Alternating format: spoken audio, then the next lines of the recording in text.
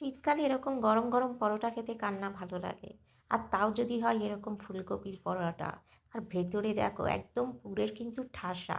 তো এই ফুলকপি পরোটা বানানোর জন্য আমি প্রথমে ২ কাপ আটা, তাতে স্বাদ মতো নুন, ২ চামচ বেসন আর ২ চামচ সুজি দিয়ে আর একটু জোয়ান হালকা করে ক্র্যাশ করে নিয়ে দিয়ে নরম করে আটাটা মেখে রেখে দেবো।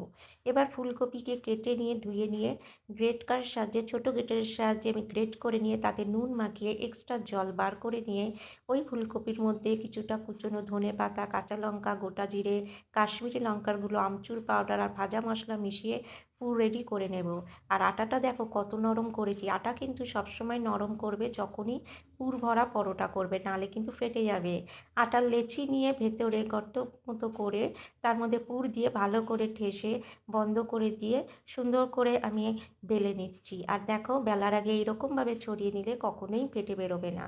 আর হালকা গরম হলে তাওয়ার মধ্যে এদিক ওদিক করে তেল দিয়ে ভেজে নিলাম।